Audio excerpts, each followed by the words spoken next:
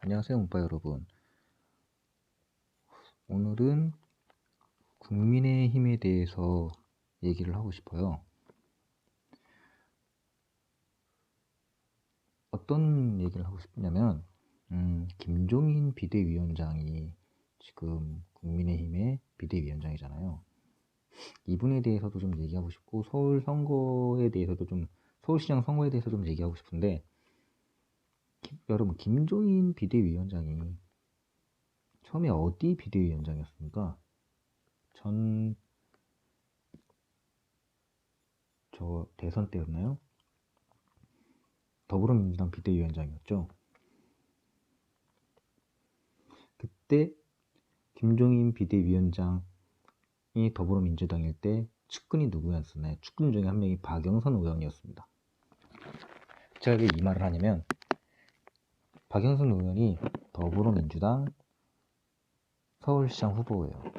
그리고 김종인 비대위원장은 국민의힘 비대위원장이고, 지금 김종인 비대위원장이 정말 국민의힘이 이 선거를 이기게 하고 싶은 마음일지가 궁금해요. 왜 이런 생각을 하냐면, 보편적으로 한번 생각해보세요. 김종인 의원이 안철수 의원이랑 단일화를 하자는 거를 계속 묵인하고 있거든요. 왜 그럴까요? 제가 봤을 땐 김종인 비대위원장은 박영선 의원을 속으로 응원하고 있는 것 같은 느낌이 들어요. 자기 측근이었으니까. 근데 지금 국민의힘에서는 김종인 비대위원장을 대장으로 만들어 놓긴 했지만, 정말 김종인 의원을 따르는 사람이 몇 명이나 있을까요? 김종인 의원도 그걸 알 거예요. 그래서 국민의힘이 깨지지 않게 만들어준 건 김종인 비대위원장이긴 맞지만, 이 서울시장 선거에서 정말로 국민의힘 후보가 당선이 되는 걸 원하지 않는 것 같은 느낌이 들어요. 그래서 전 국민의힘을 지지하시는 분들한테 빨리 김종인 비대위원장을 정리를 하고 다른 그 당대표를 뽑아야 된다 생각하고 있어요.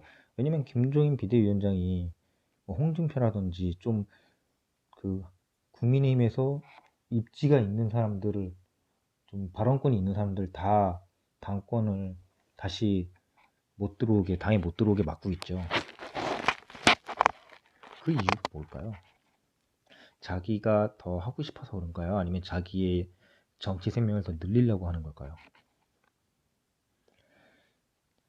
김종인 비대위원장은 자기의 역할을 다 했다고 생각해요.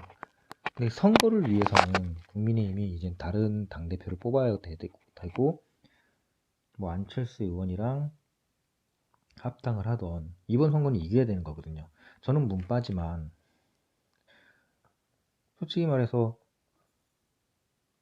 문재인 대통령이 좋아서 문재인 대통령을 찍었고, 더불어민주당이 문재인 대통령의 힘을 실어줘서 정말 대통령 수행직을 잘할 수 있게끔 도와줄 거라고 생각했는데, 제가 봤을 땐 그러지 않거든요.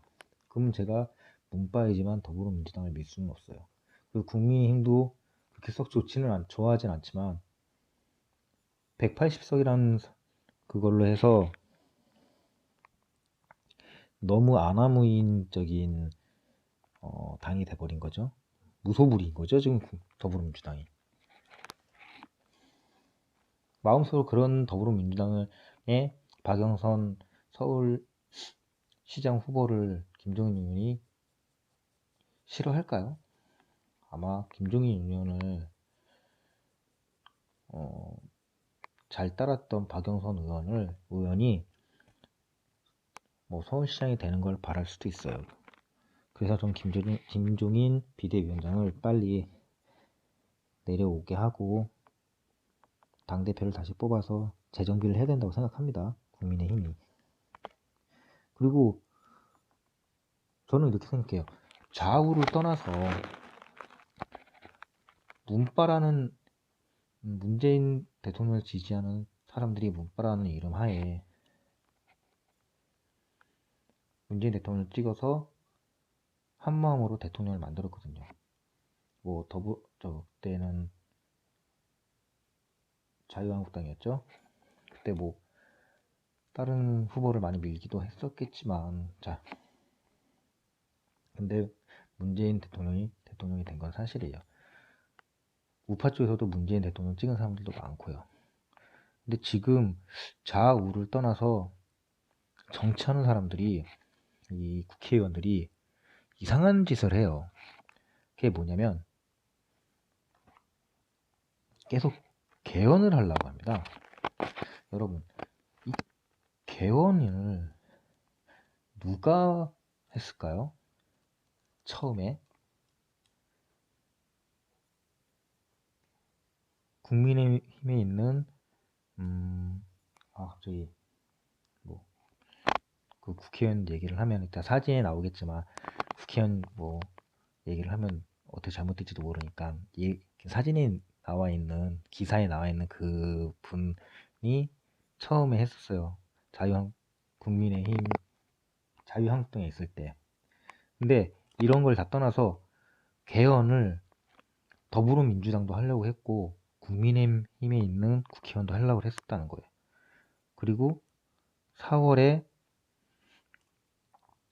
보궐선거가 끝나면 다시 개헌안을 꺼낸다는 말이 나와요. 근데 이 개헌안이 개헌을 한다고 했을 때 뭐 그렇게 어떻게 보면 나쁘지는 않다고 생각할 수 있지만 지금 이 우리나라 정치 상황에서 개헌을 해서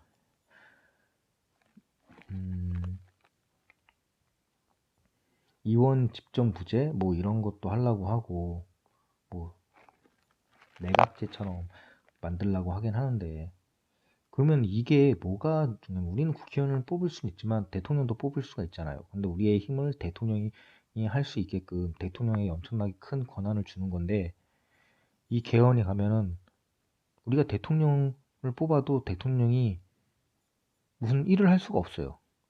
그럼 이게 뭐가 문제가 되냐면 우리의 투표권이 없어지는 거죠. 대통령을 뽑아봤자 뭘 합니까? 우리의 바람을 들어줄 대통령을 뽑는 건데 대통령을 뽑아도 대통령이 아무런 권한이 없는 그런 개헌을 만들었어요. 그리고 내각제처럼 만들어서 총리가 다 하는 일본처럼 총리가 다 하는 그 총리를 우리가 뽑나요? 아니거든요. 국회의원들이 뽑거든요. 국회의원이 자기가 마음에 드는 사람을 뽑아가지고 자기네들이 하고 싶은 정치를 자기들 마음대로 할 수 있다는 거거든요. 만약 이 개헌이 된다면 어떻게 되냐면은 정말 정치 카르텔이 되는 거예요. 정치 지방 호족처럼. 이 얘기를 왜 하냐면 조선도 그렇고 이 땅에서 지방 호족들처럼 지금 국회의원이 지방 호족처럼 되려고 하는데 개헌을 하면 지방 호족처럼 되는데 이렇게 됐을 때 나라가 망했거든요. 역사적으로. 근데 이 사람들이 지금 그걸 하려고 해요. 그래서 저는 아까도 말했지만 김종인 비대위원장을 빨리 내리고 새 당대표를 선출하고 서울시장 선거를 국민의힘 쪽이든 다른 제3세력의 후보든 국민의힘이 아닌 다른 당에서 서울시장이 돼야 된다고 생각해요. 왜냐면 서울이 엄청 망가졌거든요. 오세훈 시장이 처음 그 중간에 국민투표에서 서울시장을 내놨잖아요. 그리고 박원순 시장이 10년을 했는데 여러분 지금 서울이 얼마나 황폐해졌냐면은 서울이 어떤 분이 그러시더라고요. 서울이 어벤져스라는 영화를 찍는 그런 첨단 도시였는데 지금은 곡성을 찍어야 될 정도로 황폐해졌다고. 개발을 전혀 안 했어요. 우리나라의 제일 좋은 도시가 엄청 황폐해진다는 거는 정말 가슴이 아픈 거죠. 젊은이들이 다 지방에 있는 젊은 사람들이 다 서울 가서 살고 싶다고 하는데 막상 왔는데 살 집도 없고 개발도 안 돼 있고.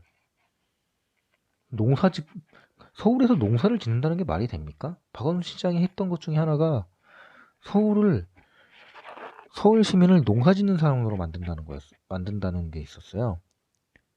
어처구니가 없죠. 최첨단 도시에서 무슨 농사입니까? 보면은 뭐 옷도 그렇고 화장품도 그렇고 다 중국한테 다 빨렸죠. 근데 우리나라 국회의원들은 그런 걸 바로잡고 중국한테 아무 말도 못하면서 한다는 게 개헌을 해서 자기들의 힘만 더 늘리고 우리들의 표로 돈벌이만 하려고 하는 지금 이 상태를 빨리 우리가 우리들의 힘, 우리의 한 표의 이 힘으로 고쳐야 된다고 생각해요. 여기다가 제가 하면서 사진 올리지만 개헌에 찬성했던 의원들 명단이 나오거든요. 잘 보셨다가 정말 이런 사람들 몰아내야 됩니다. 우리가 이런 사람들한테 표를 줘서는 안 돼요. 정말로 이번에도 더불어민주당이 당권을 잡고 하면 아마 우리 젊은 사람들도 그렇고 40대인 우리도 그렇고 정말 힘든 삶을 계속 살아야 될 것 같은 그런 느낌 아닌 느낌이 드네요. 지금까지 들어줘서 감사하고요.